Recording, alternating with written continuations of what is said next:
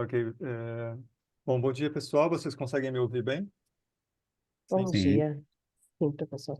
Então, então podemos começar. Bom, eu primeiro me apresento. Eu sou o professor René Biroc. Eu sou coordenador do programa de pós-graduação da Universidade Federal de Santa Catarina e sou co-líder desse GT, desse tema, né, aqui no SEMEAD. O nosso objetivo, então, vocês vão fazer a apresentação. Então, eu entendo que para aqueles que têm vídeo, podem ficar com a opção de passar o vídeo ou, alternativamente, apresentar, ao invés do vídeo, fazer a sua própria apresentação, né? Teremos 8 minutos na apresentação e depois mais 8 minutos de perguntas, dúvidas e eventuais apontamentos. Ao final de todas as sessões, de todas as apresentações, nós vamos ter também um tempo em torno ali de 20 a 30 minutos para poder também fazer uma discussão mais geral, né? Trabalhando aquilo que não foi contemplado na discussão mais individual durante a apresentação.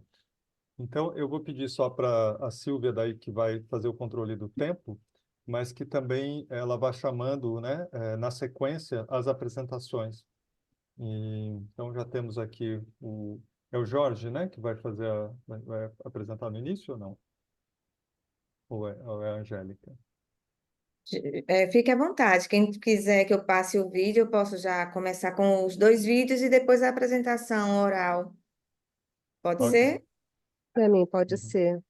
Sim, Então perfeito. tá. Então eu vou começar com barragens e desastres, que é o de Juliana, tá?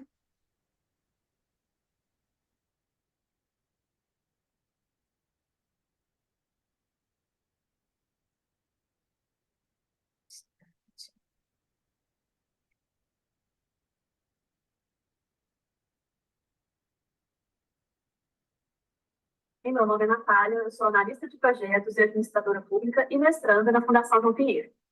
Meu nome é Juliana Veiga, sou contadora e economista e mestranda na Fundação João Pinheiro. Nós fizemos esse artigo sobre barragens e desastres minerários, movimentos sociais, associações civis e memória coletiva em Brumadinho, em parceria com os nossos professores Flávia Duque e Ricardo Carneiro, da Fundação João Pinheiro. A atividade minerária é muito forte em Minas Gerais. Cerca de 340 barragens, de um total de 935, se localizam no nosso estado e tem uma forte recorrência de tragédias sociotécnicas, advinda da atividade extrativista marcante no estado. Esses impactos são multidimensionais e geram mobilização social e legislativa, como podemos ver no caso da Lei Mar de Lama Nunca Mais. O objetivo do nosso artigo é analisar a emergência e reconfiguração de atores coletivos da sociedade civil após o desastre de Brumadinho, focando na luta por direitos e na preservação da memória coletiva das vítimas. Nós separamos a Fundação Teórica em 2 tópicos principais. Contamos com a ajuda da SVAMPA, que vai diferenciar extrativismo do neoextrativismo, que vai ilustrar a ilusão desenvolvimentista no estado de Minas Gerais, Polignano e Lemos, que destacam que a maioria dos 272 vítimas do rompimento da barragem é constituída por trabalhadores da Vale, então que vai falar sobre a minerodependência, e Losecan, que explicita a participação e a dificuldade de formação de público numa sociedade tão desigual. Vale ressaltar que o termo reparação é insuficiente para tratar do assunto, uma vez que é impossível reparar as vidas perdidas. Na segunda parte da nossa fundamentação teórica, nós contamos como Coelho, Arato, Andion, Delaporte, Diane e outros que vão nos ajudar a entender termos como a definição da sociedade civil como uma esfera diferente do Estado e do mercado, as mobilizações como uma inovação social e como os movimentos sociais, em geral, desafiam o poder estabelecido. Além disso, o conceito de frame, que nos ajuda a entender como a construção de significados e interpretações podem mobilizar participantes dos movimentos sociais. A nossa metodologia se baseou num estudo de caso teoricamente informado. É uma pesquisa qualitativa quanto à natureza dos dados, que se ancora na revisão bibliográfica e no levantamento documental, principalmente. A pesquisa também pode ser qualificada como exploratória. Vale ressaltar que se trata de um primeiro esforço de sistematização das informações acerca da tragédia crime de Brumadinho, que não tem a pretensão de esgotar o tempo. Agora nós vamos ver um pouco da análise dos resultados. Para falar dos resultados, é importante lembrarmos do que significou esse desastre. Comunidades de fauna e a flora foram brutalmente atingidas por 12,7 milhões de metros cúbicos de rejeito. A bacia do Rio Doce provocou a destruição numa extensão de mais de 220 quilômetros. Esse cenário significou o rompimento da vida de 272 pessoas, deixando 105 pessoas órfãs, e milhares de animais domésticos e silvestres mortos também.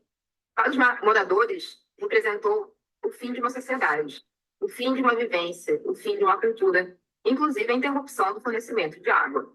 Os danos não acometeram somente pessoas privadas, mas também pessoas de direito público. Após o rompimento da barragem de Mariana, podemos dizer que os entes públicos já estavam mais preparados para lidar com o desastre desse ponte. Então, no caso dos bombeiros, Ministérios Públicos, Secretarias de Estado de Minas Gerais, Polícia Civil, Senado Federal, Assembleia Legislativa, todos já sabiam aproximadamente qual caminho deveria ser trilhado, tanto para responsabilizar os envolvidos, assim como para ajudar os necessitados. Um dos primeiros passos ocorridos foi a abertura de CPIs, tanto em nível estadual quanto em nível federal, que já indiciou alguns culpados, informou que houve sim algum crime, né? Por isso foi nomeado como tragédia-crime, porque ficou evidenciado o conhecimento da empresa quanto aos riscos de rompimento pelo menos 2 anos antes do ocorrido. Então, com esses impactos multidimensionais, acabou impulsionando a resistência e o ativismo da sociedade civil. Entre tantos atingidos, muitos se levantaram e foram também ajudados, né, catalisados por outros, como o movimento de atingidos por barragem, que era um movimento que já existia e entrou em cena em Brumadinho para fornecer orientações sobre como exigir oficialmente informações diretas nas operações de busca por Brumadinho. Outro movimento também que ingressou em ajuda aos atingidos de Brumadinho foi o Movimento pela Soberania Popular na Mineração, criado em 2012. Todos eles juntos conseguiram, então, criar novos movimentos e somar esforços com outros que estavam nascendo.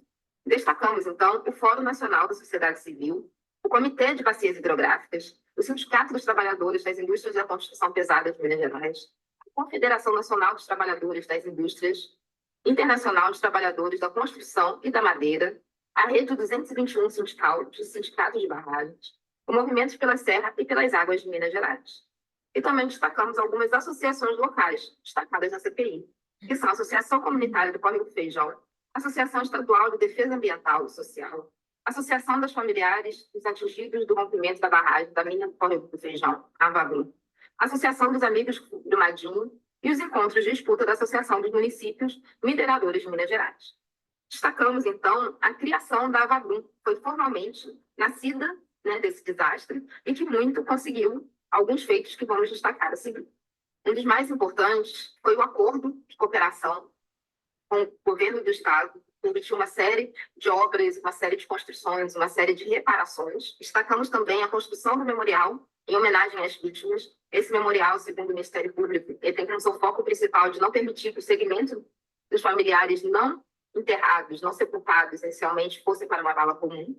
Como dito pela Kênia Lamounier, esse memorial nunca foi um sonho, mas poderá ser um filme, um pesadelo. Destacamos também a Bruma Leve, que é um grande monumento que vai estar na cidade administrativa, sempre lembrando aqueles que ingressaram ao Centro Administrativo de Minas Gerais que esse desastre ocorreu, que poderia ter sido evitado. Destacamos também o ritual que sempre ocorre nos dias 25, a meio-dia, no letreiro de Brumadinho, fazendo que novas pessoas, né, sejam convidadas a entrar nessa luta. E, por último, em nosso trabalho está destacado o projeto legal Decorrentes, Comitê Gestor dos Recursos do Dano Moral, que está sempre trazendo para a sociedade lembrança tanto das vítimas quanto da tragédia. Como conclusão do nosso trabalho, nós temos que as falhas na legislação e na fiscalização como fruto da leniência do Estado pautada pelo neoestativismo. E essa fiscalização ela é essencial para prevenir futuros desastres. Trazemos também a importância do ativismo, que nos traz também um sopro de esperanças como cidadãos, porque lembramos que a luta por reparação e justiça vale a pena e traz resultados, mesmo sendo frente a uma instituição tão poderosa. Lembramos também das conquistas alcançadas pela coalizão da sociedade civil,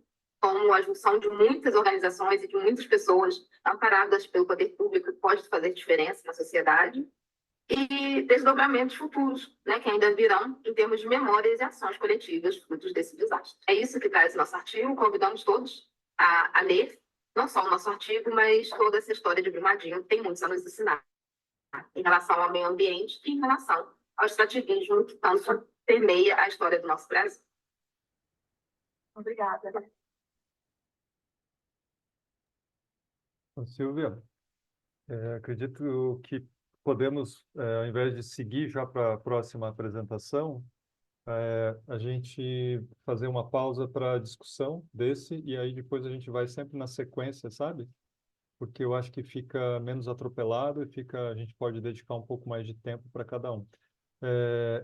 Então, antes de fazer aqui as minhas colocações, eu gostaria de abrir para vocês, se vocês estiverem aqui na sala, aqueles que estão presentes aqui na sala, tiverem algum apontamento, alguma questão, né, se gostariam de se colocar, por favor, fiquem à vontade para fazer.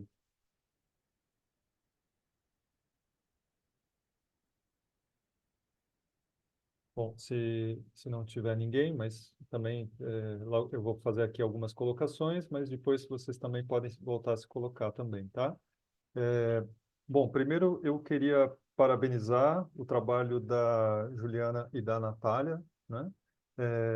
Pelo excelente trabalho que elas realizaram, principalmente no sentido de um relato bastante tocante e com muitas informações também, principalmente para aqueles que estão distante desse campo empírico, que não vivenciaram, vamos dizer assim, né?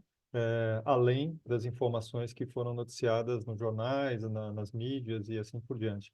Então, é possível ver, assim, compreender o processo bastante mobilizador, né, que vem através das organizações da sociedade civil. Muitas delas eu não conhecia, nunca tinha ouvido falar, mas isso nos enche de esperança também, porque mostra como a sociedade civil ela é muito, em momentos cruciais, ela rapidamente ela se organiza, né, e ela se mobiliza, e os impactos são realmente é, muito importantes, né? É claro que, evidentemente, numa articulação que sempre é necessária, sempre cheia de lacunas com o poder público, né? Com o Estado, né? Instituído, mas é sempre uma relação de mão dupla, vamos dizer assim, né? Então, parabenizo pelo excelente relato que vocês... É um relato histórico, porque acaba trazendo informações que vão ficar para a história, e eu acho que isso, nesse sentido, vocês tiveram um, um papel, assim, importante também, né, de cronistas dessa história, né, pós-evento, né? Então, parabéns pelo trabalho. É, eu gostaria só de fazer alguns poucos apontamentos que mais no sentido de contribuir com uma futura reflexão, né? Em relação à teoria que vocês utilizaram, né? Vocês mobilizaram várias definições e construtos teóricos importantes, né? Na revisão da literatura. Eu senti falta de compreender como é que esses diversos construtos, né, que vocês mobilizaram, a meu ver, são muito pertinentes, então não se trata de inadequação, acho que eles são pertinentes, mas como é que esses construtos eles estão articulados, né, no processo de uma construção de uma lente teórica que vai identificar essa realidade empírica e, ao mesmo tempo, vai ajudar a vocês realizarem a análise de vocês. Ou seja, por exemplo, quando vocês colocam o conceito de organizações da sociedade civil, vocês mobilizam Cohen e Arato, por exemplo, né? É, e não só essa literatura, como também Andion e Serva e outros mais, né? Mas não fica muito claro como é que isso está concatenado com a análise que vocês realizam. Até porque a análise, ela, vamos dizer assim, ela está muito mais despida dos elementos teóricos e muito mais, vamos dizer assim, os elementos narrativos, né, eles estão muito mais presentes nesse sentido. Então, parece que tem pouca teoria. Claro que vocês mostraram que tem teoria por detrás, mas durante o relato ou nas análises e discussões, aparece pouco esse ponto dessa articulação teórica. Então, esse seria um primeiro apontamento meu. E um segundo apontamento é em relação ainda sobre a teoria das organizações da sociedade civil. Vocês citam, como falei, Cohen e Arato, mas existem cientistas políticos que eu particularmente gosto bastante, né? Que fazem uma crítica bastante contundente para essa visão segmentada das três dimensões, né? Que o Cohen e Arato trabalham.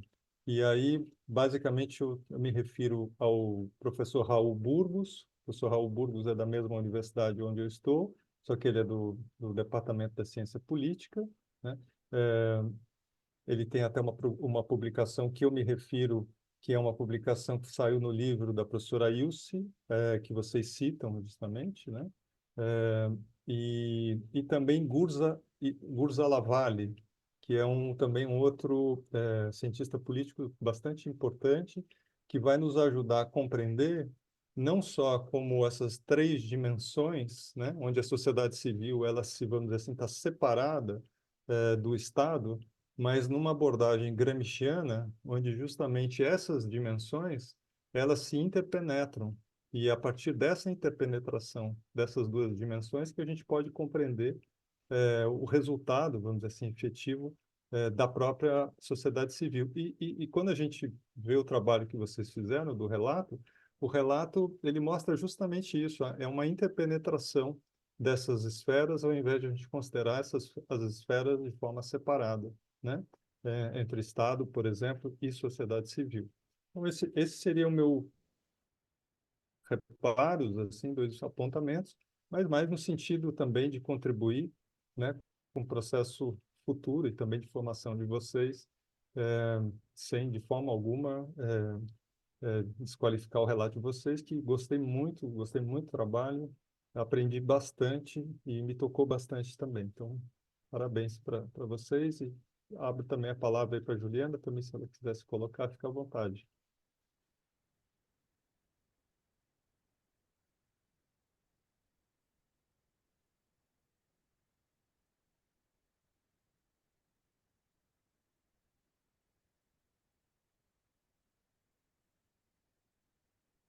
A Juliana, você vai se colocar, Juliana? Não? Sim? Tá, ela está tentando.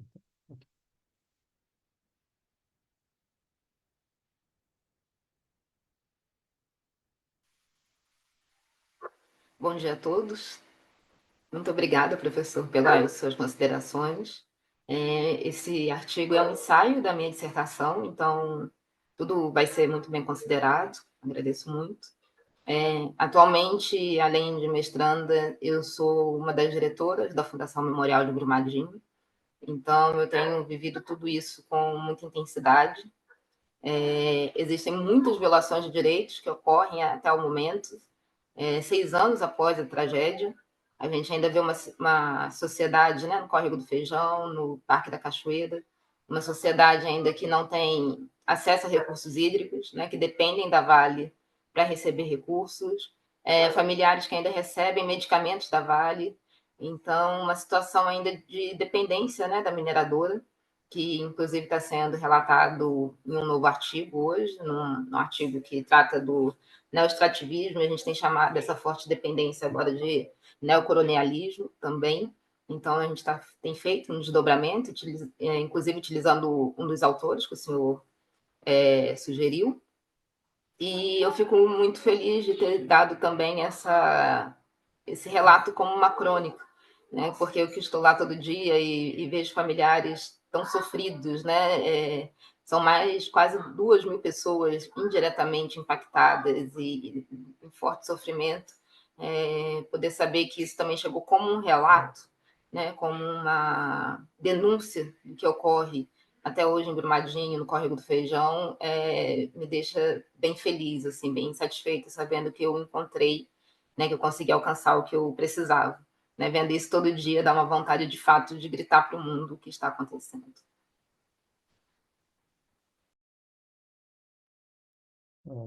Muito bonito, Juliana, e também parabéns novamente, assim, eu acho que isso é uma das coisas que enche a gente de motivação, de energia, né, de inspiração para a vida, né, quando a gente consegue exercer o nosso papel, e eu acho que nesse sentido vocês exerceram muito bem o papel de vocês, não só numa articulação social e política, mas também como cronistas, e eu acho que isso fica a marca no tempo, vai estar sempre lá relatado o trabalho de vocês, e eu acho que isso é muito inspirador. Então, parabéns pelo excelente trabalho. Ok, então, Silvia, com você, então, a gente pode dar seguimento.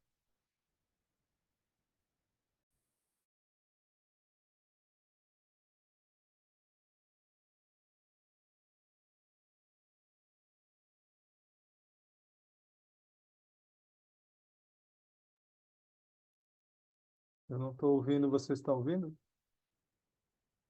Não.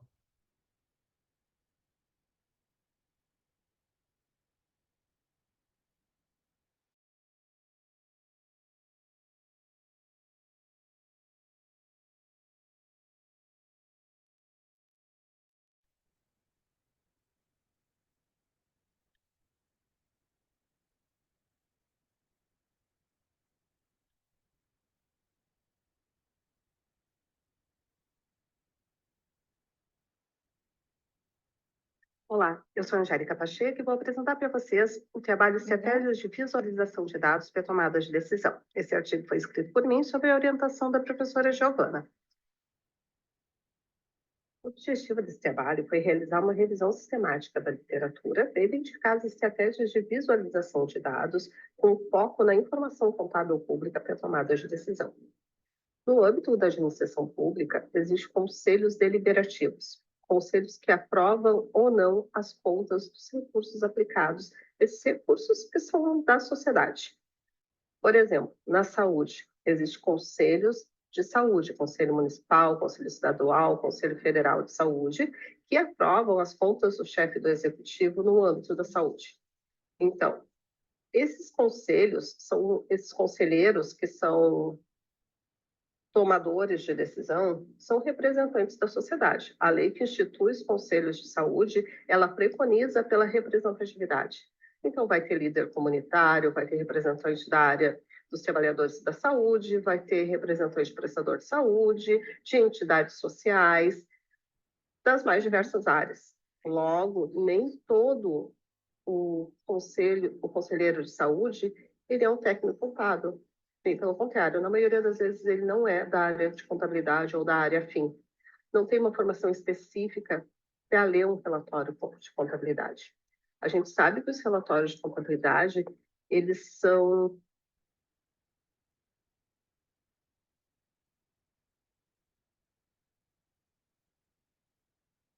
Pessoal, desculpa, professor, eu vou iniciar novamente, tá?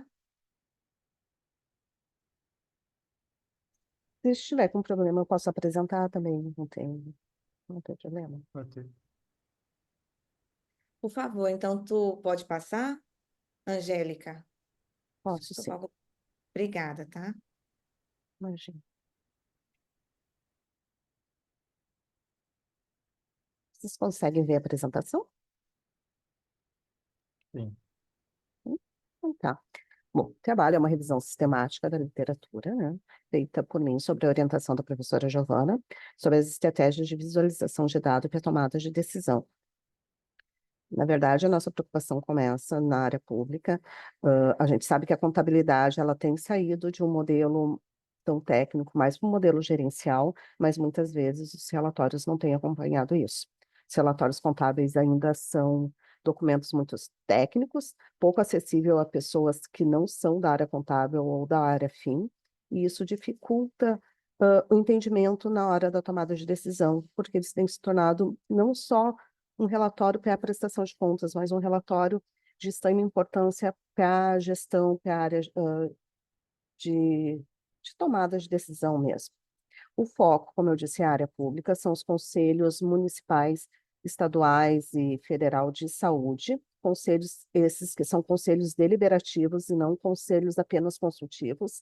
Esses conselhos, eles usam esses relatórios para fazer análise das prestação de contas e aprovar ou não as contas do chefe do executivo, desses recursos que vêm para a tomada, para a aplicação em saúde pública.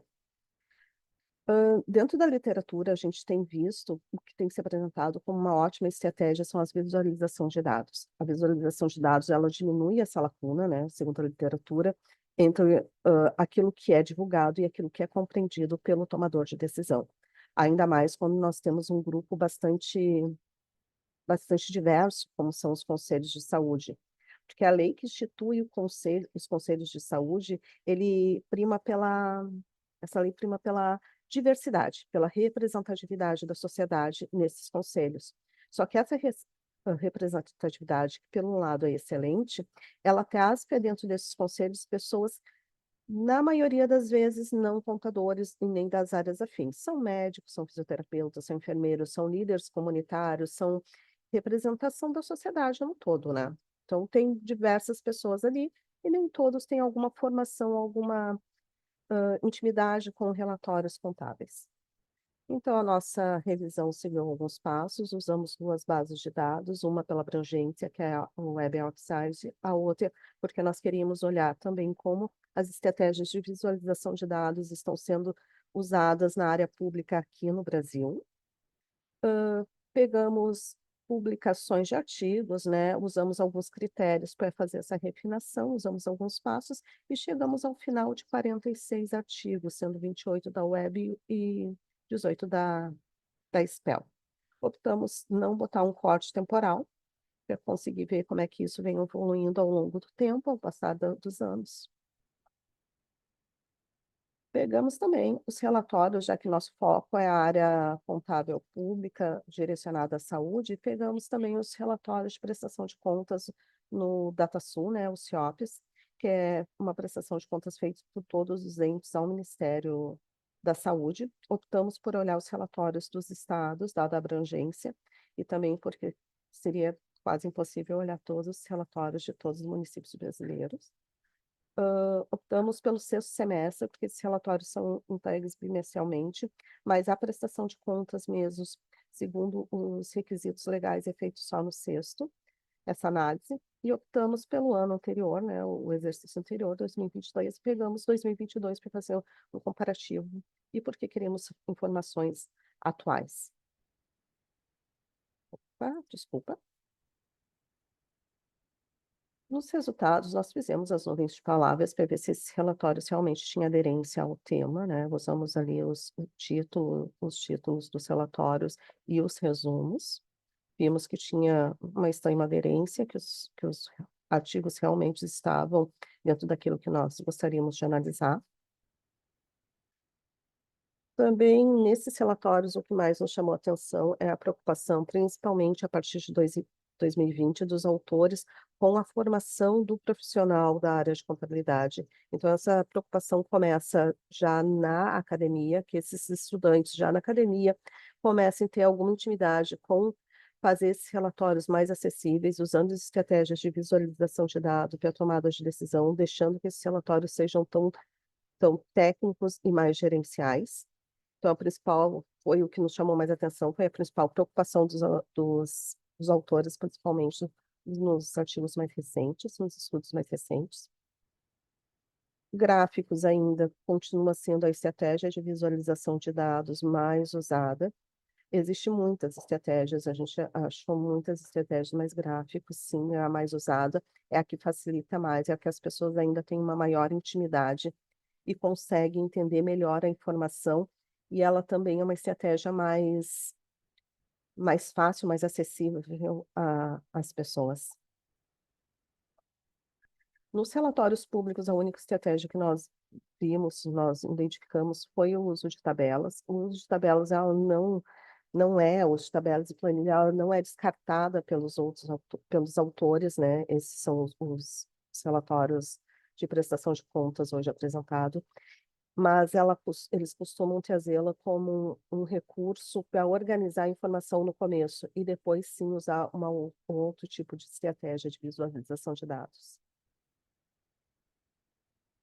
Bom, como conclusão, né, nós temos aí a preocupação na formação dos profissionais da área de contabilidade que saiam já da academia com alguma formação na área de visualização de dados ou de uma maneira de apresentar esses relatórios um pouco menos técnicos e mais gerenciais, e mais acessíveis.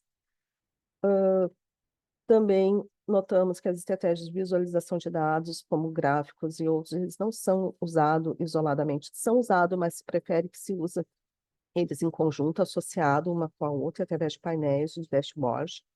Eles são mais efetivos porque têm um alcance maior. E a contribuição de estudos seriam repensar a divulgação dos relatórios, né? Começar a repensar como esses relatórios contábeis são apresentados à sociedade e a conselhos, principalmente conselhos deliberativos, que esses conselhos consigam tomar decisão sabendo da informação que eles têm na mão, a importância da compreensão contábil para a tomada de decisão. Não é mais um relatório só de prestação de contas, mas ele é um relatório gerencial, tem uma importância imensa no tomador de decisão. E também, né, uma contribuição com suporte empírico e teórico na discussão da relevância do controle social no âmbito do SUS e da aplicação de recursos públicos, principalmente na área de saúde pública. Aqui algumas referências e muito obrigada. Não sei se foi rápido demais, mas eu não queria você falar o tempo. Obrigado, Angélica. Excelente, muito claro também. A clara apresentação, né? Bem concisa, mas na medida também, muito bem concatenada.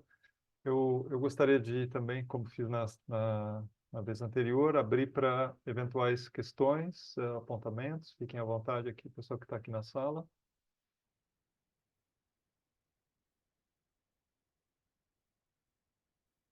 Bom, se ninguém tiver interesse, também temos no final a possibilidade de discutir.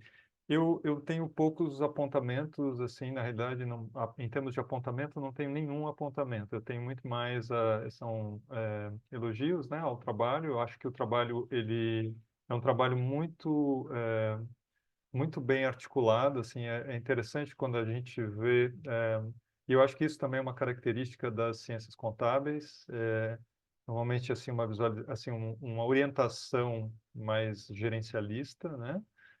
Mas por sua vez uma orientação que ela traz, vamos dizer assim, aportes com contribuições práticas relevantes. E eu percebo assim a construção toda da pesquisa e do estudo, ela tem esse mérito porque ela consegue justamente apresentar uma lacuna relevante, uma lacuna muito importante que se refere então a uma questão do ponto de vista informacional e um potencial distanciamento, né, entre essas informações e tomadores de decisão qualificados, que tenham essa capacidade de compreender as informações que recebem, e aí vocês pegam especificamente sujeitos que não necessariamente têm essa formação contábil, né, e que seguramente vão encontrar dificuldade para ter uma compreensão dessas informações que recebem, e claro que, evidentemente, isso vai repercutir na qualidade da decisão. Então, aí vocês, a partir dali, vocês estabelecem, então, a partir dessa identificação da lacuna, fazem uma revisão teórica. Essa revisão teórica também me pareceu muito adequada, né? Dialoga bastante com os autores que vocês se propõem a dialogar. E depois propõe também uma metodologia que me pareceu bastante adequada também. Eu sou normalmente bastante crítico aos estudos, aos levantamentos bibliométricos. Eu normalmente tenho vamos dizer assim, uma orientação mais de crítica social, né? Que é onde, enfim, o campo que eu acabo trabalhando, que é organizações de sociedade, né? Estudos organizacionais. Mas o que eu percebi, assim, a excelente adequação, né, do método que vocês utilizam, né? Justamente aqui a gente pode ver, assim, como um estudo bibliométrico, né, ele tá muito bem adequado, né? Então, vocês evidenciaram isso e utilizaram muito bem essa bibliometria para poder, então, chegar aos resultados, né, que vocês chegaram. Enfim, acho que essa parte da visualização de dados, vocês trazendo esses resultados, são resultados intuitivos, né, que a gente tem, mas vocês trazem a base científica sobre isso. Por que que se utiliza nuvens de palavras, gráficos, né, e até mesmo, né, de uma forma um pouco mais sofisticada, os dashboards, né? E então eu acho que vocês trazem enfim, uma base científica para esse tipo de discussão e apontam caminhos, né, enfim, que devem ser incorporados também nas políticas públicas para poder se pensar nesses profissionais, né, que têm que ter essa capacidade de poder interpretar essa realidade, né, senão a informação não adianta nada receber uma excelente informação e eles não terem capacidade, né, para poder tomar decisão, e também a importância dessas ferramentas, vamos chamar assim, né, que tem principalmente uma expressão gráfica, né, elas são relevantes porque ajudam também numa compreensão mais ampla, mais universal dos diferentes públicos, né. Então, parabéns pelo trabalho, enfim, não tem, como falei, não tem nenhum apontamento, pelo contrário, só tenho elogios porque o trabalho está muito redondo, assim, sabe? É um trabalho que a gente percebe a qualidade, ele não tem furos, não tem problemas, assim, pelo contrário, assim, eu acho que é um excelente exemplo de uma abordagem que é uma abordagem gerencialista, né? Mas muito bem feita. Então, parabéns pelo trabalho de vocês, Angélica e a Giovana, né? Muito obrigada, professora. Esse trabalho é o primeiro passo da minha dissertação também, a revisão da minha dissertação, e as suas palavras me deixam bem mais seguras agora para tomar, porque a gente vai continuar, né, e tentar um produto melhor e ver se a gente consegue mudar um pouquinho também essa questão da prestação de contas, principalmente no âmbito do SUS. Muito bom, excelente. Obrigada. Parabéns, muito sucesso na dissertação, na sua dissertação, mas com certeza vai ser muito bem sucedido.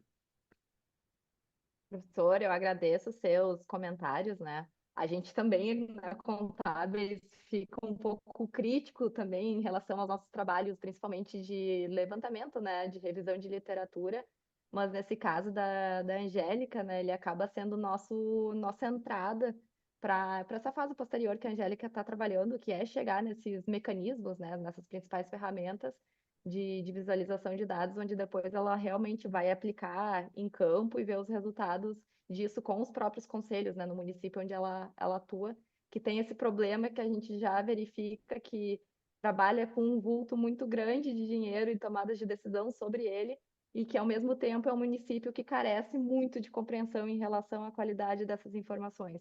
Então, ela está com as balanças, assim, precisando ser equilibradas nessas temáticas. Então, acho que essa foi uma primeira entrada dela nessa revisão e vamos esperar agora os próximos frutos desse trabalho. Muito obrigada pelos comentários. Parabéns, professora Giovana, né, que é orientadora, né, da Angélica, é isso, né? E parabéns, excelente trabalho, excelente orientação, dá para perceber isso, trabalho muito bem realizado, muito bem orientado, excelente. Sem dúvida vai trazer, acho que vai ser muito bem sucedido e vai trazer contribuições importantes para o nosso campo, né? Sem dúvida. E poder ser também replicado em outros municípios, eu acho que vai ter esse papel, sim. Muito bem, parabéns. A Juliana quer dar uma contribuição? Sim, queria elogiar o trabalho, falar que eu fico muito feliz, Angélica, de alguém trazer esse tema. Eu tenho a formação na área de economia e de contabilidade, né, muitas especializações na área de administração, e eu consigo ver uma grande diferença, assim, né, enquanto a administração vai tornando as coisas mais palpáveis, né, falando uma linguagem muito mais simples, a economia já tem mais facilidade na hora de lidar com os dados também, já tem um pouquinho mais de criatividade na hora de apresentá-los, mas a contabilidade ainda segue sendo uma ciência mais dura, né, mais rígida, muito pautada realmente em tabelas, né, naquela DRE seca, né, naquele passivo e ativo. Então, acho que no papel da nova contabilidade, né, na contabilidade que tem se estabelecido hoje no mundo, inclusive como uma necessidade profissional, já que os sistemas têm feito, né, tudo que a gente fazia antes, para a sobrevivência da contabilidade como ciência e na praticidade dela do dia a dia, o seu trabalho traz uma contribuição enorme, né, porque realmente precisamos aprender a reapresentar esses números para o mundo e falar como que eles são colocados na prática para tomada de decisão, né, para que a contabilidade deixe de ser uma coisa só do contador, né, e passe a ser uma coisa da gestão. Obrigada. Muito obrigada, Juliana. Professor, a gente pode partir para a apresentação do George sobre governança eletrônica? Isso mesmo, vamos lá, Silvia. À Tá vontade, bom. George. Bom dia a todos. Vou compartilhar aqui minha tela.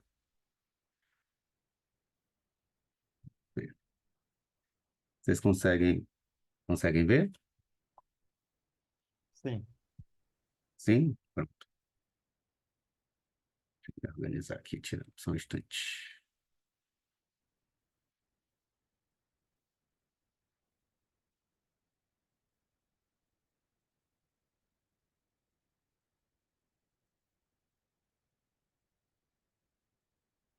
Acho que assim fica melhor. Bom, pessoal, bom dia a todos. Eu sou o George, sou professor da Universidade Estadual do Ceará. Esse trabalho me orgulha muito porque é fruto de um projeto, de um laboratório, o Laboratório de Métodos Quantitativos, que é uma iniciativa inovadora da UES, para alunos do curso de Ciências Contábeis. Então, no discurso anterior de a gente ampliar o horizonte do contador, a gente implementou esse laboratório e esse artigo super embrionário, mas que é um fruto dos alunos do Ítalo e do Marcos Vinícius, com a minha orientação, voltada para a aplicação de métodos quantitativos em assuntos de interesse da contabilidade pública, como é o caso. Então, o título do trabalho é Governança Eletrônica, né, e a relação dela com as características dos municípios cearenses. A, só um instantinho que eu movi aqui, pronto. Perfeito. A gente sabe que com a Lei de Responsabilidade Fiscal, a transparência pública se tornou algo cogente, algo que obrigatório, principalmente a partir de 2009, com a alteração da Lei de Responsabilidade Fiscal. Concomitantemente a isso, a gente teve uma evolução muito grande das tecnologias de informação e comunicação. Né? Da década de 90 para cá, é um crescimento exponencial dessas tecnologias, que fez com que a necessidade de transparência do ente público se tornasse cada vez maior. O interesse e a disponibilidade de informações assim, cada vez mais relevante na sociedade. Então, nesse sentido, o objetivo do trabalho foi principalmente estabelecer possíveis relações entre o conjunto de práticas de governança eletrônica, e aí entenda a governança eletrônica como diversos elementos fornecidos pela administração pública para transparecer as suas ações, certo? Então, a gente vai ver mais à frente que dividimos essas ações em práticas e fizemos um trabalho ali de formiguinha de buscar essas informações site por site, identificando se o ente governamental, no caso do município, ele tem uma aderência a essas boas práticas. Bom, subsidiariamente, né, a gente trouxe aqui alguns objetivos específicos, que é construir esse índice de governança eletrônica municipal, que a gente chamou de IGEM, inicialmente para uma amostra de municípios, porque a gente ainda não tinha, não contemplava todos os municípios, porque o trabalho está em andamento. Enfim, a gente precisou validar esse índice, e a gente utilizou uma rede neural artificial, e em seguida a gente verificou se existia alguma relação espacial desses índices que a gente criou com a localização do município aqui no estado do Ceará. Bom, as contribuições, do ponto de vista social, temos a possibilidade de contribuir com a gestão pública municipal, acerca de demonstrar, por meio desse índice, se aquele município tem uma transparência ou não, enfim, se ele está num nível de transparência melhor ou pior em relação a outros municípios. A questão de pesquisa que a gente tentou responder é que quais são as características dos municípios cearenses que podem contribuir para essa governança eletrônica, fazer essa relação entre as características do município e se ele é transparente ou não do ponto de vista do IGEM. Do ponto de vista, a metodologia que a gente utilizou, A gente coletou, como eu falei, nos sites oficiais dos municípios do Ceará, um a um, a gente foi identificando, criou um checklist e foi verificando se tinha determinadas práticas. Além disso, a gente utilizou dados dos municípios relacionados lá no IBGE e também da APRESE, que é a Associação dos Municípios do Estado do Ceará. Essa coleta ocorreu para esse trabalho, para esse início de trabalho, ocorreu entre abril e junho do ano passado. A gente fez inicialmente uma amostragem de 87 municípios, dos 184 municípios cearenses. As variáveis que a gente buscou com esse checklist, essas práticas que a gente buscou identificar, são práticas relacionadas às dimensões de conteúdo, serviços, participação cidadã, privacidade e segurança, usabilidade e acessibilidade. Então, a gente chamou ali de essas 5 práticas, cada uma dimensão dessas com diversas práticas. Então, a gente tem prática de conteúdo, 12, práticas de serviço, 16, participação cidadã, 10 práticas, segurança, privacidade e segurança, 7, e usabilidade e acessibilidade, 12 práticas. Tá? O trabalho original, ele tem quais são essas práticas, uma a uma, aqui não cabia colocar, não tem espaço. Bom, o cálculo do IGEM é um cálculo relativamente simples, é basicamente uma média ponderada para cada uma dessas dimensões, e o IGEM, no final, é o somatório dessas práticas, dentro de cada dimensão. Por isso são 2 somatórios. E a gente relacionou inicialmente esse IGEM com algumas características do município, como o PIB, o IDH e o tamanho da população. A análise de dados. Inicialmente, a gente calculou esse IGEM, dividiu os municípios em quartis, para identificar ali, né, dentro de um ranqueamento. A gente fez a validação por uma rede neural artificial, sem camadas, porque senão não teria como a gente diretamente interpretar a rede.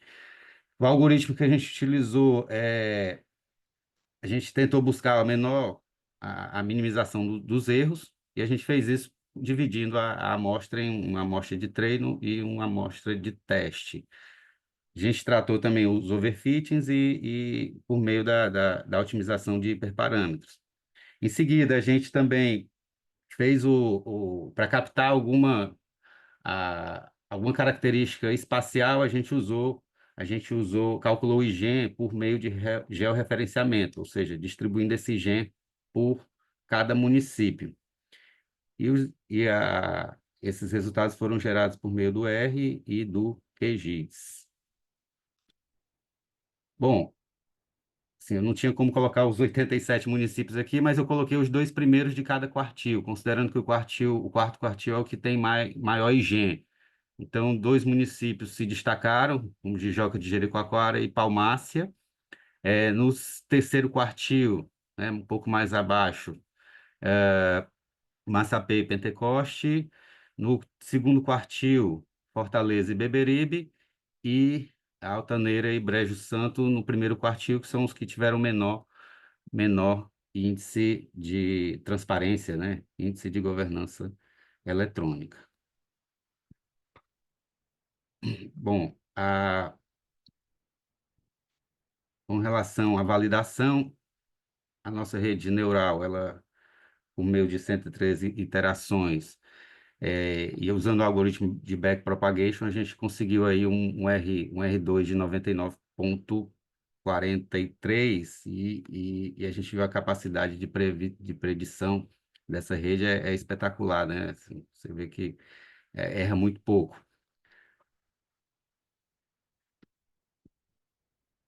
Então, essa foi a nossa rede. A validação aqui, a intenção é identificar os pesos ótimos de cada uma das dimensões no índice, certo?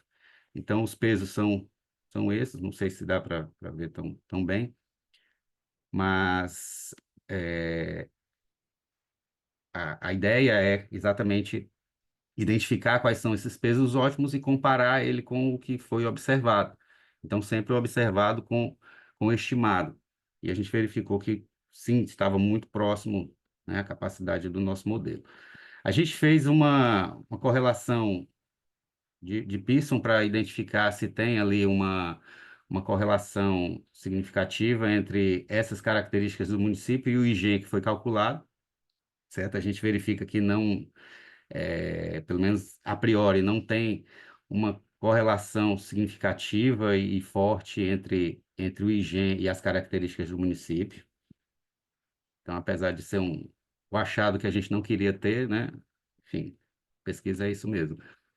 E, por meio do georreferenciamento, a gente fez a distribuição aqui por quartis.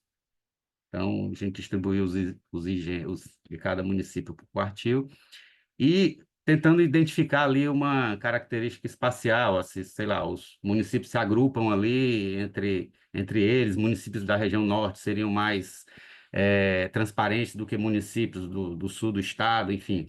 A gente vê também que não tem uma identificação característica em relação aos 87 municípios da amostra, né? E como conclusão, a gente conseguiu o objetivo, que era tentar relacionar a governança eletrônica com as características do município. Como resposta à pergunta de pesquisa, a gente não identificou uma relação entre o IGEM e essas características, porém, a gente ainda está no início da pesquisa. Qual é a fase atual dela? A gente já conseguiu coletar todos os dados do restante dos municípios, então não vamos mais trabalhar com amostra. A gente já calculou o IG deles e a nova RNA. E os próximos passos é aprofundar o referencial teórico, que tem muitos artigos interessantes sobre transparência que podem agregar ao trabalho. A gente vai buscar novos métodos de validação, principalmente trabalhando com índices que são calculados, por exemplo, pelo Tribunal de Contas, pela CGU, e também identificar novas variáveis para incorporar o modelo, já que aquelas variáveis iniciais que a gente utilizou aparentemente não estabelece nenhuma relação com o IG. E é isso, pessoal. Eu agradeço. Como eu falei, é um trabalho que me deixa muito orgulhoso, porque é fruto de trabalhos dos colegas da graduação, dos alunos da graduação. Isso em nível de graduação, pelo menos na minha época, eu não tive essa oportunidade. Eu acho muito interessante o engajamento e o interesse que é despertado para a pesquisa. Isso, independentemente da pesquisa, já é algo muito relevante e que, como professor, me deixa muito feliz, tá? Agradeço e fico à disposição aqui. A gente está realmente aberto a críticas enfim, a contribuições que serão muito bem-vindas. Obrigado, professor Jorge, pela sua apresentação, também bastante clara, muito precisa, assim, em relação ao trabalho que foi realizado. Parabéns também pelo próprio trabalho, né, que em relação a esse engajamento da pesquisa, de uma pesquisa científica, volta bem na base, né, ou seja, na graduação. Então, acho que isso é bastante estimulante, né, principalmente em núcleos de pesquisa, porque acaba sendo pontos relevantes para uma boa formação de futuros pesquisadores, docentes. Então, atua muito, eu vejo muito nesse sentido, além de toda a relevância de um potencial impacto que possa gerar, né, na própria gestão pública, né? Eu gostaria também novamente de abrir, se alguém tiver alguma questão, se gostaria de se colocar, por favor, fique à vontade.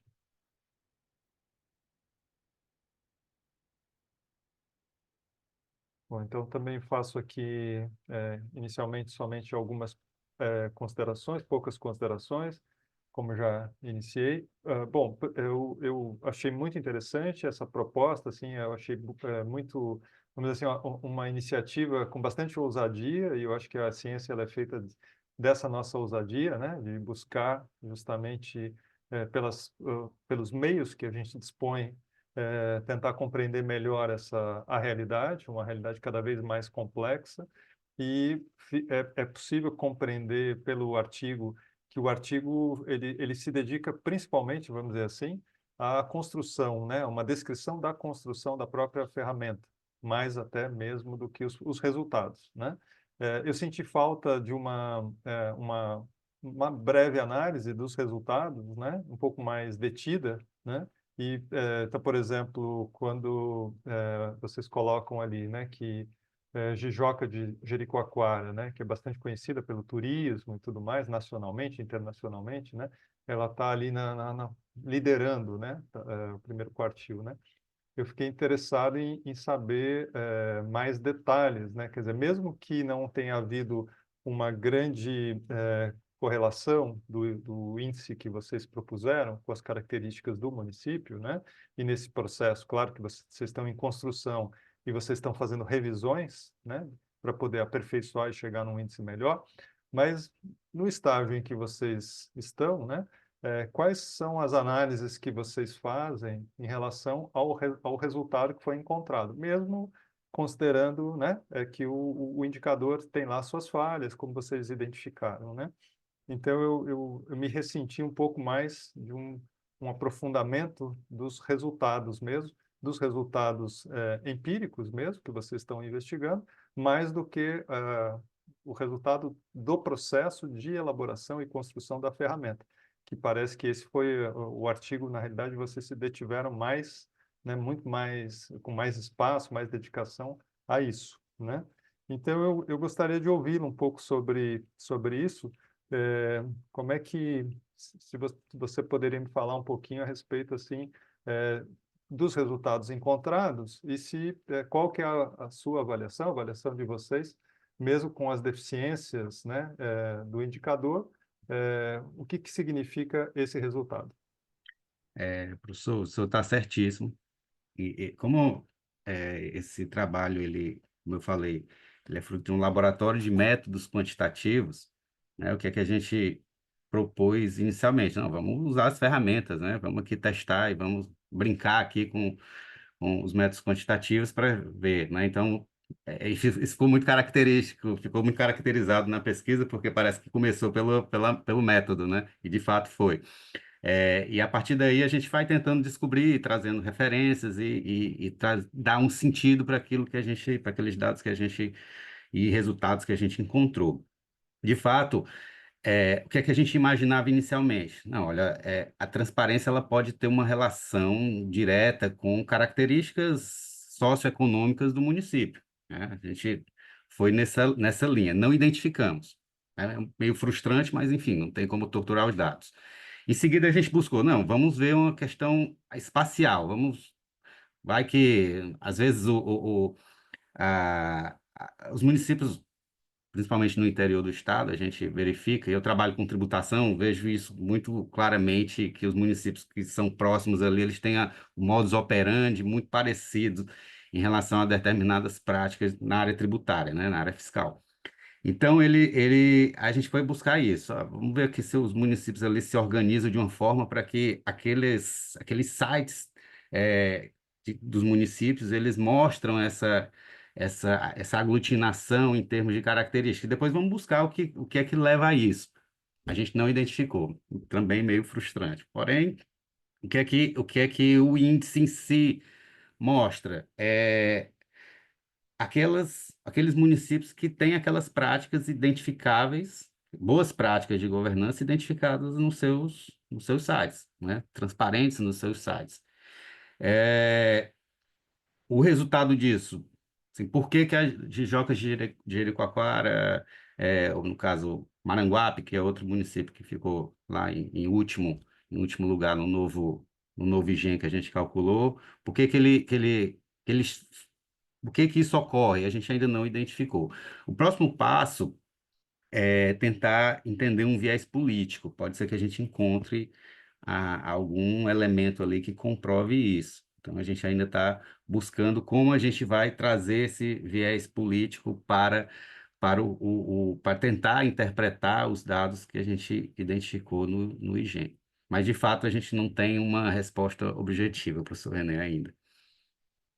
Mas é um instigante, é isso, da pesquisa, né? A gente sempre está buscando ali melhoramentos enfim, complementar os nossos, o que a gente imagina previamente do que vai ser aquilo.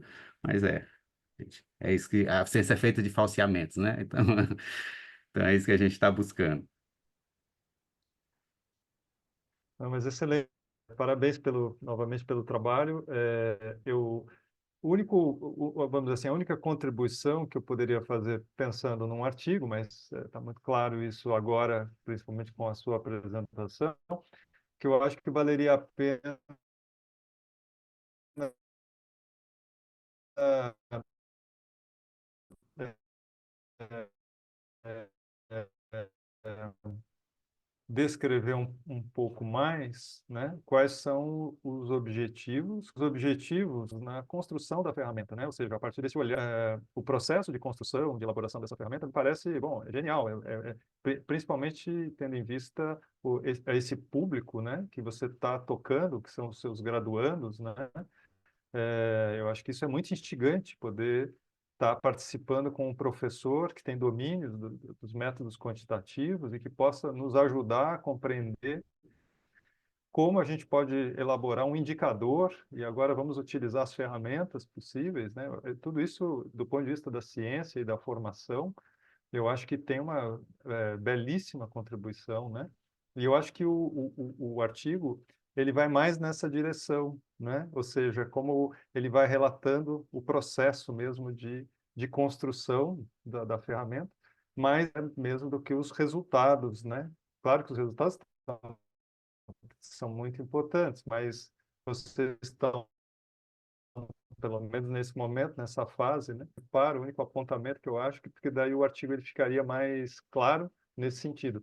Mas parabéns, muito sucesso no trabalho de vocês, do laboratório, enfim, divulguem bastante, porque eu acho que vai inspirar muitos outros estudantes, pesquisadores no trabalho. Parabéns. Obrigado, professor. Vamos agora para a apresentação de Ettore. Ettore também vai apresentar agora. Ele não tem vídeo, professor, tá? Fica à vontade, Ettore. Oi, bom dia a todos. Desculpa, cheguei atrasado, atrasou o voo aqui, tá meio complicado o negócio. Hoje eu estou no aeroporto aqui, então vocês vão escutar um pouco de barulho na minha apresentação, tá? Mas vamos lá, vamos compartilhar e começar a apresentação.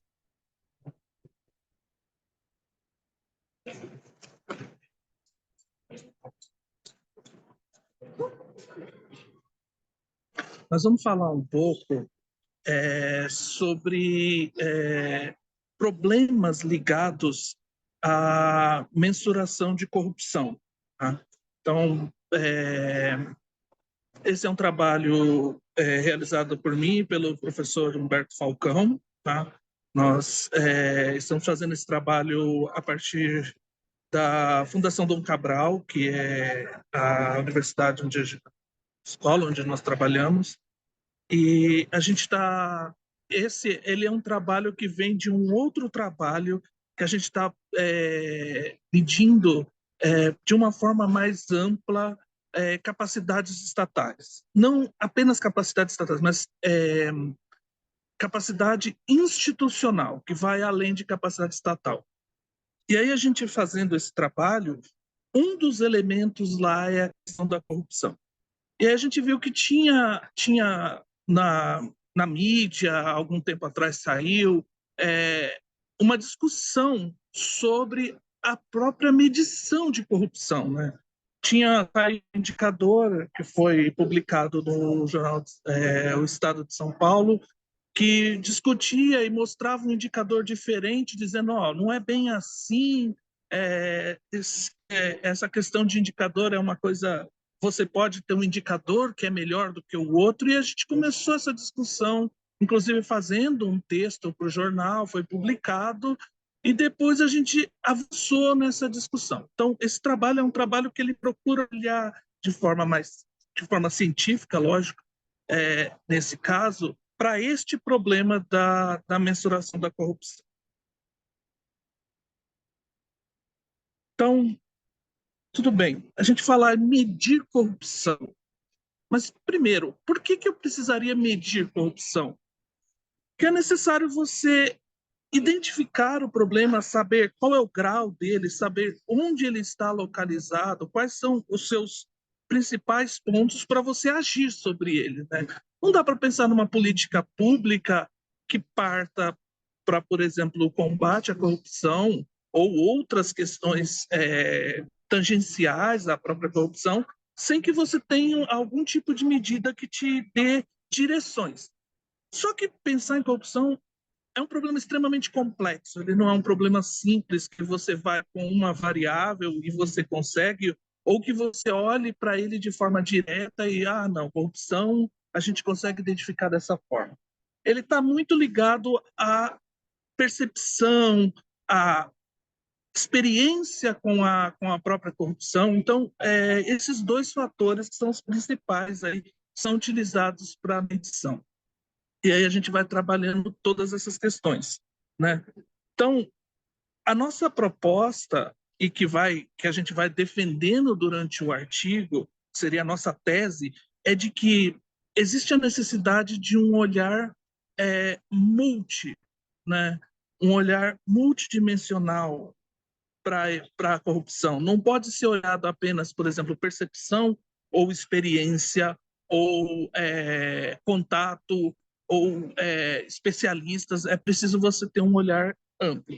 E aí nós partimos de uma pergunta bem direta aí desse processo, que é: até que ponto, em que condições as métricas de corrupção atualmente estabelecidas podem ser consideradas relevantes, válidas e confiáveis? Então, a gente vai parte desses três olhares. Por quê? Porque a gente está olhando para a questão tanto metodológica quanto questão da forma, como todo um olhar amplo, não simplesmente olhando um ponto específico. Então, quais são os desafios aí para a gente medir, né? Primeira coisa você tem, como eu já disse lá na introdução, a questão de relevância, de escala, de validade, de confiabilidade, né? De como eu poderia, de alguma forma, testar essa escala, não só em questão de conteúdo, mas em questão estatística também, né? Qual que é o tipo de objetivo? Porque você também poderia ter objetivos diferentes na hora que está fazendo essa medição. Então, isso também altera a forma como você vai lidar com o problema. Tá? E aí você tem a questão de que é um fenômeno complexo. Tá? Todas as sociedades têm algum grau de corrupção. Então, mesmo as sociedades mais desenvolvidas, que são consideradas mais, vamos dizer assim, com menor grau de corrupção, a própria forma da gente falar menor grau já indica que existe, sim, algum grau de corrupção nessa sociedade. E ele pode variar. Tem alguns autores que defendem que algum grau de corrupção é necessário para que a máquina pública funcione. Tá? Então, tem alguns autores norte-americanos, tem um europeu também, que eles defendem, sim, é necessário algum grau, porque eles dizem que isso é como se fosse o óleo que faz com que a máquina pública funcione melhor, né? Que o desenvolvimento seja alcançado. Tá? Então, esse é um ponto importante. O segundo ponto é que o fenômeno em si ele pode ser olhado a partir de dois pontos. Um ponto micro, onde você olha para o indivíduo. Então, eu olho para o indivíduo e como a corrupção acontece no indivíduo. E eu posso olhar para a corrupção como sociedade a partir de um olhar macro. Então, quais são as teorias mais usadas nesses dois olhares? Primeiro, no olhar micro, é a teoria da agência, né? Onde você tem o governante como um agente da população, né? Então, você tem um principal difuso, você tem um agente concentrado no governante, e aí você tem toda a questão de risco, né, das tomadas de decisão, de você ter um olhar voltado mais para os próprios interesses dele ou de grupos, e aí a corrupção entra como uma forma de mexer nesse processo, tá? E você tem um olhar macro, onde você olha para toda a sociedade como um elemento, né? E aí você tem toda a questão de que alguns autores, como Ostrom mesmo, ela fazendo uma pesquisa na África, ela mostra que existe uma adaptação da sociedade ao processo de corrupção. Então, aquilo é normalizado, aquilo é tornado, nós poderíamos chamar de endêmico, mas não é simplesmente endêmico, ele é normalizado dentro da sociedade. Então, todas as corrupções, os processos de corrupção, eles estão intrincados na sociedade. E aí, como medir isso, né? Como que eu consigo medir esses dois fenômenos? Se eu fizer um olhar para o micro, se eu fizer um olhar para o macro, né? Numa sociedade como essa, em que está normalizada a corrupção, pensar em percepção de corrupção, ele fica distorcido, né? Então, uma métrica que esteja usando só percepção de corrupção, ela fica distorcida, tá?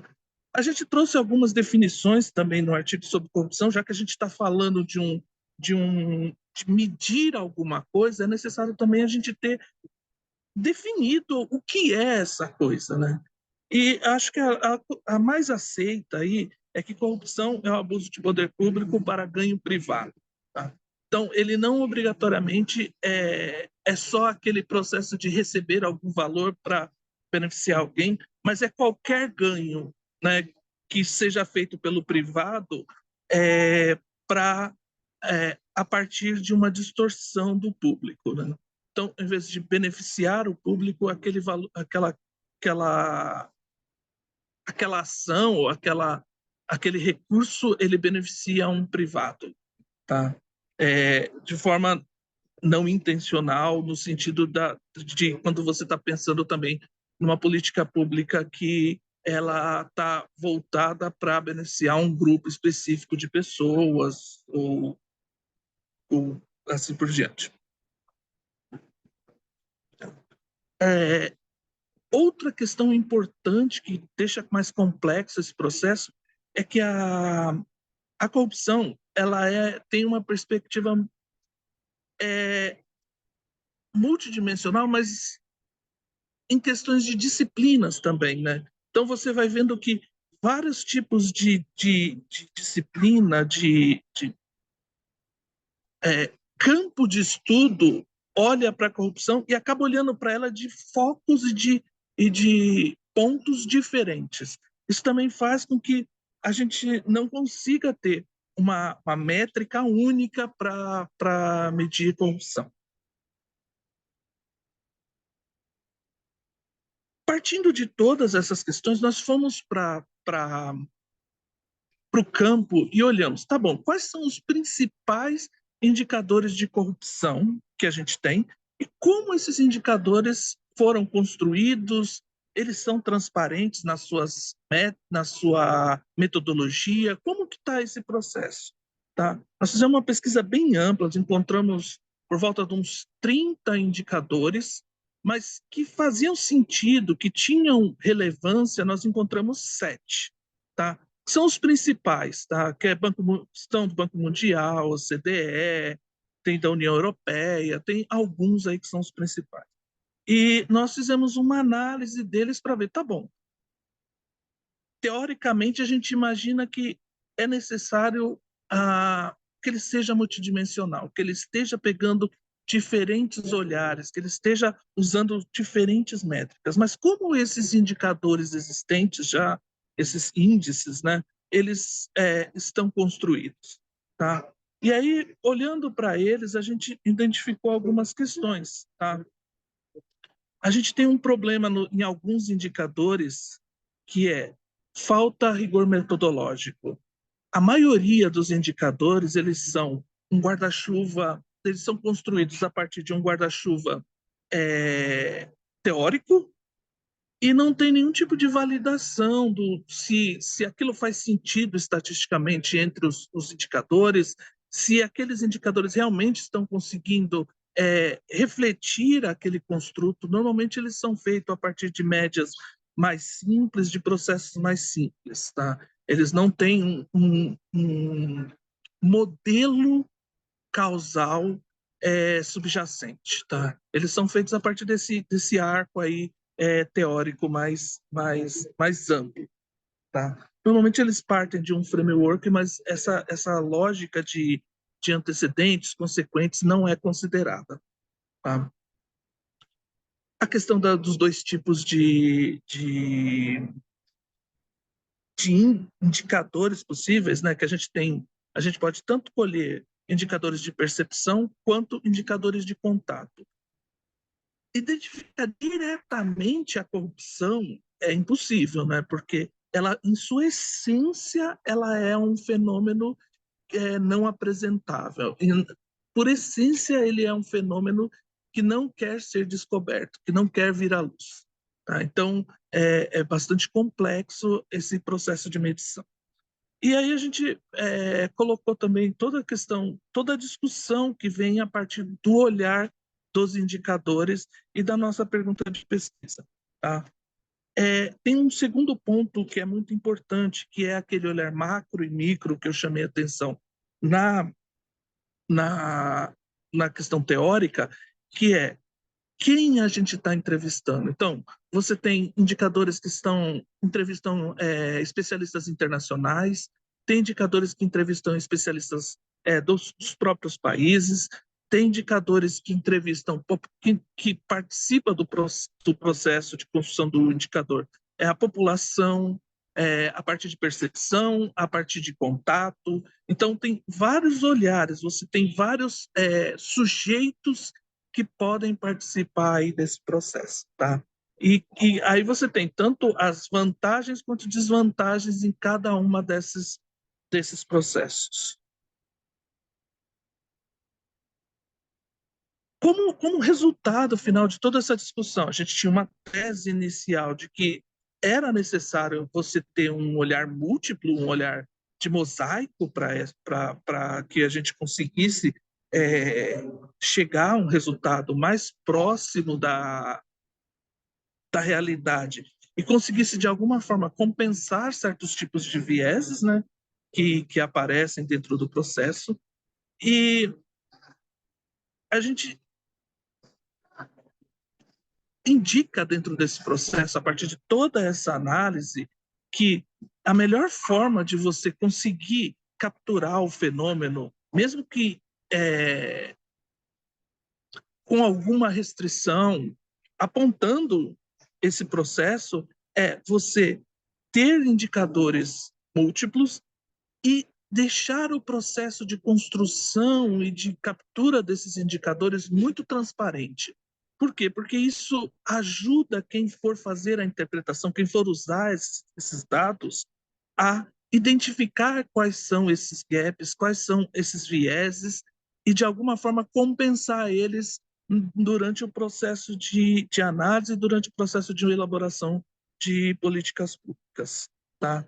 A gente fala sobre todas as questões de expansão da visão, né? Corrupção precisa ser expandida. A gente tem uma questão de corrupção do setor privado que é pouquíssimo olhado, tá? É como se o setor privado não tivesse corrupção, e a gente sabe que tem, e ele tem toda uma parcela também bastante importante do processo de corrupção na gestão pública, né? A gestão privada tem um impacto muito grande e a gente tem pouquíssimos indicadores, a gente não achou nenhum indicador específico do setor privado, tá? Então, é importante como busca de melhoria de todo esse processo, de maior impacto na sociedade e redução da corrupção e construção de políticas públicas de combate, ampliar esses indicadores. Se nós não temos indicadores, nós não temos como identificar qual é o problema e, mais do que isso, nós não temos como direcionar as ações, né? Porque a gente não consegue agir sobre o todo, a gente precisa ver onde estão os principais pontos e direcionar os nossos esforços para esses pontos e ir resolvendo o problema aos poucos. Como um problema complexo, como um wicked problem, nós sabemos que ele não tem uma solução definitiva. a gente pode ir trabalhando e na busca da contenção dos riscos, na redução dos riscos e redução da corrupção como um todo. Tá? Então, eu acho que a nossa principal conclusão é que é preciso expandir o foco das métricas, não dá para ter um tipo só ou outro de métrica, é preciso que essas métricas sejam compostas e sejam cada vez mais transparentes na sua própria construção, porque a gente está buscando combate à corrupção que implica em transparência e a nossa própria métrica não é transparente o suficiente para deixar o usuário mais confortável e com maior capacidade de utilizar esses processos. Agradeço, muito obrigado, era essa a apresentação. Obrigado, Ettore, pela sua apresentação, também muito clara, ficou bem objetivo, bem objetiva no sentido de que o trabalho que vocês realizaram. Eu também, como estou seguindo aqui, eu gostaria de abrir então para eventuais questões ou apontamentos que alguém da sala gostaria de fazer. Fique à vontade.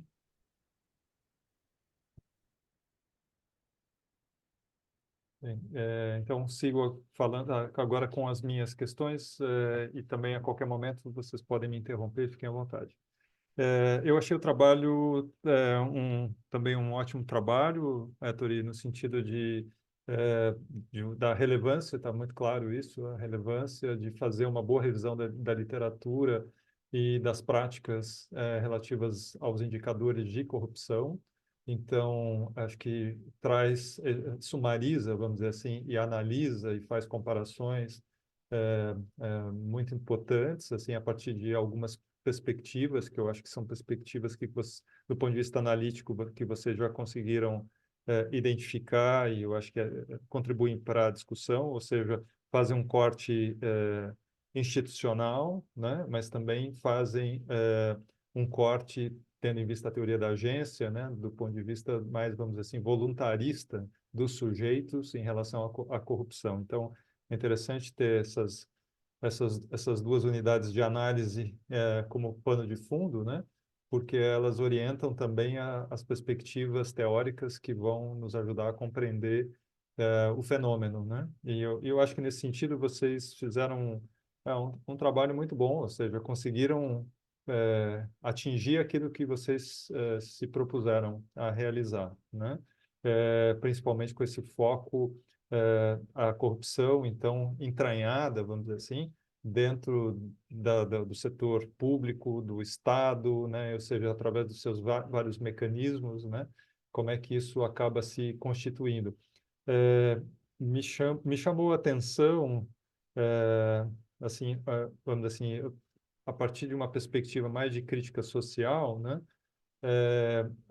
Vamos dizer assim, um peso relativamente pequeno, né? Que eu acho que talvez, a título só de uma singela contribuição, né?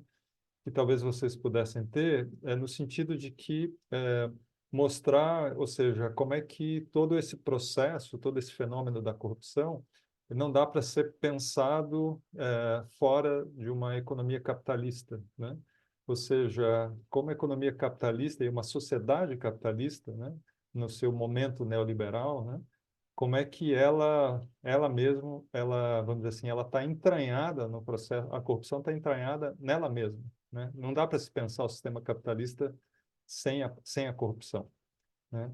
E aí eu puxaria, vamos dizer assim, um ponto de ligação que apareceu até com uma das últimas falas suas, né? Que é essa questão dos wicked problems, né? Esses problemas complexos de difícil resolução, né? Eu questionaria até mesmo se essa questão dos wicked problems, isso é efeito ou produto, sabe? Ou seja, até que ponto, porque claro que nós vivemos uma sociedade informacional, né? Ou seja, onde cada vez mais o acesso à informação e as combinações e recombinações dessas informações, elas vão tornando os fenômenos cada vez mais especializados e de uma complexidade absurda, né? De muito difícil de compreender. Então, eu fico refletindo até que ponto isso é resultado, né? Isso é uma consequência, ou isso é produzido, né? Dentro do próprio sistema, ou seja, dentro da própria estrutura social de uma sociedade capitalista.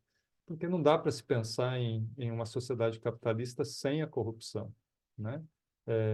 Eu atuei muitos anos no setor privado, né? Como executivo de empresas multinacionais, por exemplo. E você vê, por exemplo, através do lobby que é realizado frente ao Estado o tempo todo, onde a corrupção ela transpassa, né, a forma de constituição das próprias organizações, sejam privadas, né, sejam públicas, e também você trouxe aí a questão da sociedade civil, né? Então, eu colocaria, eu acho que de forma bem interessante esse ponto que você traz ao final, né? Ou seja, pensar o problema, né, dessa sua complexidade de forma mais ampliada, né? Mas isso está além da proposta do artigo de vocês. O artigo de vocês entrega muito bem o que vocês estabeleceram nos objetivos. Então, isso é muito mais para, vamos dizer assim, um diálogo, né? Um diálogo para poder pensar o fenômeno, já que o fenômeno é bastante instigante, né?